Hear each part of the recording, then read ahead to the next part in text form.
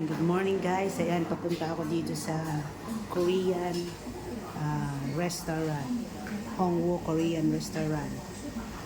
Invite ako ng friend ko kasi birthday niya today. So, eto papasok na. Tamang-tama lang yung dating na eksakto ng aking dating alas 11. So, ngayon nandun na sila, nag-aantay. Yan, marami dito. Maraming kind of tapos ito yung aming place to be. Ayan, yung birthday girl nag-order pa. So, ayan. Ayan, guys. Sobrang social ng aming kakainan. Ayan, BBQ. Ayan. Ayan, sila. Ito ang kasama ko. Ayan, si Lendy. Nagpipicture-picture pa. Yung may birthday, nag-order na. Puntahan natin. Ano meron dito sa Korean food restaurant. Ayun.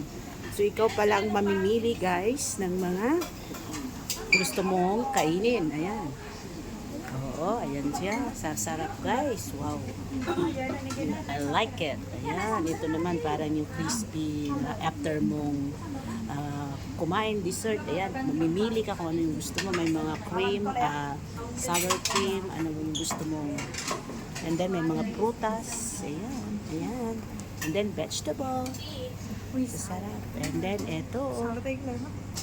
Ayan, guys. Sasarap, no? Oh.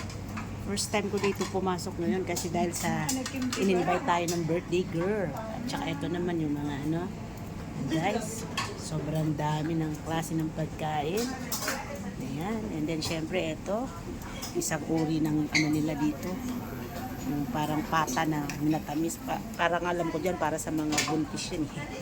Pero, ayan guys, so yan gagandahan ng Korean restaurant. Ayan siya guys. So yun lang, at ito syempre yung aming financer, siya yung ayan, yung birthday girl, say hello. Ayan. Syempre yung handsome. Hello, happy nandito. Ayan, so kakain na kami guys, mamaya-maya na rin kasi gutom na kami. So back to my table. Ayan. So kakain na kami guys. So thanks for watching. Bye-bye.